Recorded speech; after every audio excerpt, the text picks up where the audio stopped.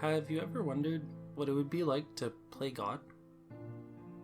Some questions should stay unanswered. We selected 7 individuals for the study. My colleague found it important to have a radical mixture of gender and sexual orientation. Discrete cameras were set up throughout the participants' home and places of business. We instructed the subjects to proceed with their daily activities normally, as if nothing had changed. We then told our people a white lie. We told them that a team of scientists would be working to alter their lives. Allegedly, this group analyzed the recordings and applied subtle changes to the subjects' real-time routines. Each modification would be designed to improve personal productivity and overall contentment. We told subjects that they should not notice any differences whatsoever. It could be as simple as a passerby saying hi. We also forbid all contact with us during this time. The reality was, we did nothing. We just watched. In the interest of avoiding the ire of recent legal proceedings, I will avoid using last names.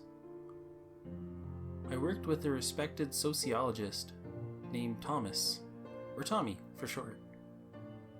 Tom's prestige in the industry secured our funding in the first place. I considered myself the intern. My job entailed ordering pizza, bringing coffee, and answering phones. Sometimes Thomas allowed me to watch the camera while he slept or left the building. Not a bad gig for a 23-year-old kid with a sociology degree. That changed soon after it started. My hatred for my job started when our first subject, Michael, began to behave erratically. The biography listed him as Subject 001, a straight white male, age 28. He stood at 6 feet 3 inches. He weighed 190 pounds. He had dark brown hair, with a blemish on the upper right corner of his eyebrow. Mike did not have a girlfriend at the time. Thankfully, Tom considered that factor. It did not take long for things to go haywire. On the second day of record keeping, I caught Mike talking to himself in the middle of the night. I don't want to do it. I don't want to do it. Are you sure? I don't want to do it. The noise nearly caused me to fall off my chair. The rest of the day had been silent. I checked the cameras twice, but found no one else was there. Thomas had left the building on another one of his errands. I texted him an alert just as Michael jumped out of bed on the infrared and walked to his door. Camera 3, 001 is losing his marbles. Tommy walked into our makeshift laboratory a couple of minutes later. He wore a look of guarded excitement and an undersized white coat that barely covered his overstuffed belly. Crumbs on his jacket suggested that snacking had caused him to slack off next door, yet again. Tom looked fascinated when he saw the screen. He watched the monitor over my shoulder like a parrot. Michael banged his head against the wall. My colleague sounded downright giddy when he exclaimed, "It's happening! Record this, kid!" I did not know what it meant, but I followed orders. After about 20 headbangs, Michael stopped moving. We waited and watched for 10 minutes. We checked his vitals. Somehow, Michael was not injured. He only fell asleep, standing up. It is an eerie feeling to watch a man on the verge of losing his mind. The curtains in his apartment fluttered nervously in the wind. Every few hours, Michael roused himself from sleep and checked the window nervously, then returned to his perch by the bedroom door. He repeated this trend a few times throughout the night. He didn't get back in bed all evening. The next day, Michael got a promotion. We had nothing to do with it. We watched the whole thing from a hidden cubicle camera. Michael's boss sounded truly grateful.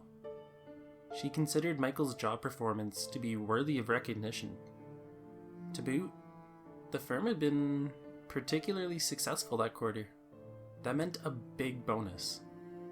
The shit-eating grin on Michael's face told us that he considered the experiment to be responsible. Our subject got very drunk that night. We did not capture the bar in our video feed. I did, however, catch his walk of shame home sometime around 2 in the morning. I adjusted the audio and found the guy talking to himself once again. I don't want to do it. I don't want to do it. Are you sure? I don't want to do it. Michael walked into the apartment and flicked a light switch. The room remained quiet and empty. He repeated his favorite little phrase over and over again. He futzed around the living room in an apparent panic. I don't want to do it. I don't want to do it. Are you sure? I don't want to do it. It annoyed me, to be honest. I started to doubt my colleague. Unstable subjects tend to skew results. I had not considered the more dire consequences at the time. Who is he talking to? I asked. Tom didn't answer. Michael walked towards into the kitchen and grabbed a glass of water from the fridge. His movements seemed extremely erratic. The overall behavior reminded me of an animal with rabies, especially the way one leg dragged behind the other. Suddenly, as if hearing something, Michael stopped and stared out the kitchen window. Water spilled all over the floor.